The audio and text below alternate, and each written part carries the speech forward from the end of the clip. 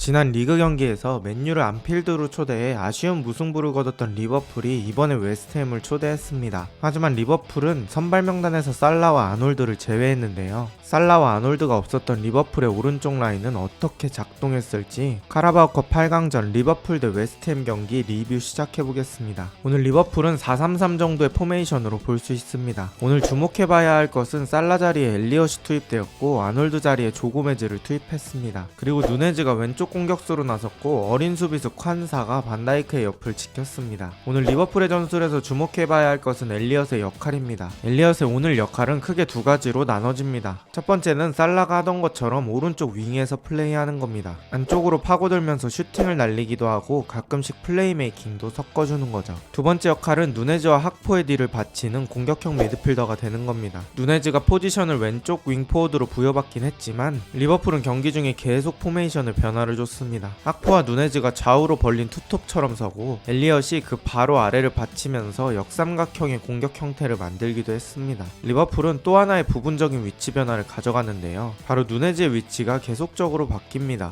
치미카스가 공을 달고 왼쪽 사이드로 올라올 때가 있습니다. 그럼 이때 종종 누네즈는 박스 안으로 적극적으로 들어갑니다. 반대쪽 엘리엇은 제공권이 약하므로 박스 안으로 들어가기보다는 가운데 쪽으로 내려가주며 치미카스와 존스의 빌드업을 돕습니다. 그럼 결과적으로 이런 형태가 됩니다. 제공권이 강한 선수는 박스에 넣고 제공권이 약한 선수는 박스 바깥으로 빼고 있습니다. 선수들의 특성을 잘 파악한 위치 배정입니다. 그리고 이런 치미카스의 전진을 가능케 하는 건 발빠른 반다이크라는 존재 때문입니다. 리버풀의 우풀백이 오늘은 아놀드가 아니라 조고메즈입니다. 클롭은 고메즈를 아놀드와 다르게 클래식한 풀백처럼 사용했습니다. 그래서 고메즈가 이런 언더래핑을 띄워주면서 수비들을 끌어당깁니다. 그 덕분에 엘리엇이 조금 더 자유롭게 플레이할 수 있습니다. 방금 고메즈의 움직임 덕분에 엘리엇이 이렇게 자유로워집니다. 그런데 누네즈와 학포를 막는 것 때문에 웨스트햄 선수들이 박스 안쪽에 순간적으로 쏠릴 때가 있습니다. 그래서 순간적으로 커티스 존스가 프리한 위치에 있게 됩니다. 엘리엇은 존스에게 깔끔한 패스를 밀어줍니다. 존스는 이 공을 받고 슈팅을 해보지만 아쉽게도 키퍼 정면으로 향합니다. 리버풀의 여러가지 위치 변동이 기회를 만들어내고 있습니다. 다시 한번 엘리엇의 이동이 좋은 장면을 만듭니다. 누네즈가 측면에서 공을 잡으니 치미카스가 사이 공간으로 뛰어들어가 줍니다. 그래서 누네즈가 이 가운데 공간을 부여받게 되고 누네즈도 그쪽으로 공을 끌고 갑니다. 근데 웨스트햄 수비들이 타이트하게 붙으면 슈팅은 여의치 않았습니다. 하지만 가운데 있던 엘리엇이 누네즈 옆구리 쪽으로 돌아주며 움직입니다. 그리고 누네즈가 공을 딱 밟으면서 몸의 방향을 전방 쪽으로 돌리고 돌아뛰는 엘리엇에게 밀어줍니다. 엘리엇이 좋은 위치에서 컷백을 내주지만 수비가 잘 막아냅니다. 공격은 이렇게 아쉽게 끝나지만 엘리엇 시프트가 괜찮은 장면들을 만들어냅니다. 하지만 2분 뒤 소보슬라이가 리버풀 8번의 자격을 입증합니다. 웨스트햄 벤라마의 드리블 미스로 얻어낸 공을 중거리 슈팅으로 키퍼 반대쪽에 꽂아버립니다. 공이 거의 회전 없이 뚝 떨어지면서 골키퍼가 거의 대응할 수 없는 코스로 향합니다. 경기는 1대0으로 리버풀이 앞서갑니다. 전방 막판에도 엘리엇의 발끝에서 기회가 나옵니다. 조고메즈가 클래식한 풀백의 움직임을 가져가주면서 안쪽으로 띄워주고 수비 2명의 시선을 끌어줍니다. 이때 엘리엇이 안쪽에 좋은 크로스를 넣어줍니다. 학포가 헤더로 방향을 돌려놓지만 공이 아쉽게 빗나갑니다. 전반은 1대0으로 종료됩니다. 후반이 시작되고 존스가 누네즈에게 공을 발 바깥쪽으로 내줍니다. 누네즈가 공을 잡으면서 이쪽으로 컨트롤해놓는데 센터백이 따라 나오면서 이쪽 공간이 벌어집니다. 누네즈가 만들어준 공간에 커티스 존스가 들어갑니다. 그때 누네즈가 존스에게 깔끔하게 밀어줍니다. 동시에 소보슬라이가 존스를 따라 박스 안으로 침투합니다. 여기서 존스의 센스가 너무 좋았습니다. 존스가 왼쪽에 따라오는 소보슬라이에게 한 번 시선을 주면서 컷백을 줄 수 있다는 가능성을 암시합니다. 그리고 그때 바로 왼발로 골키퍼의 다리 사이를 노리며 득점합니다. 2대0을 만드는 리버풀입니다. 리버풀은 60분에 엔도와 소보슬라이를 빼면서 아놀드와 살라를 투입하고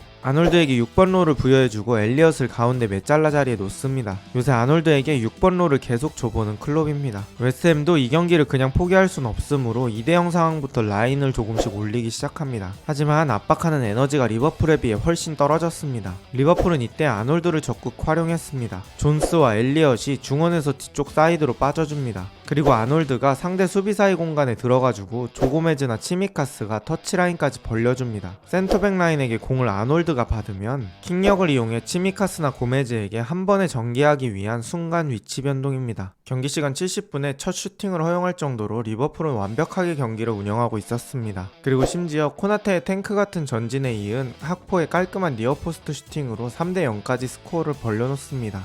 하지만 웨스트햄도 그냥 물러서진 않았습니다. 롱패스 한 번으로 칸사를 무너뜨린 뒤에 오른발로 깔끔하게 골을 만들며 3대1로 따라갑니다. 3대0과 3대1은 하늘과 땅 차이입니다. 그래서 아까 에너지 레벨이 별로였던 웨스트햄 선수들도 분위기가 살짝 올라왔고 공격 작업도 열심히 진행했습니다. 하지만 공격 상황에서 터치가 길어져서 이 공이 아놀드에게 향했습니다. 이때 아놀드가 프리한 살라를 확인했고 빠르게 땅볼에 가까운 롱패스를 살라에게 배달합니다. 아놀드의 킥력을 다시 한번 확인할 수 있는 장면입니다.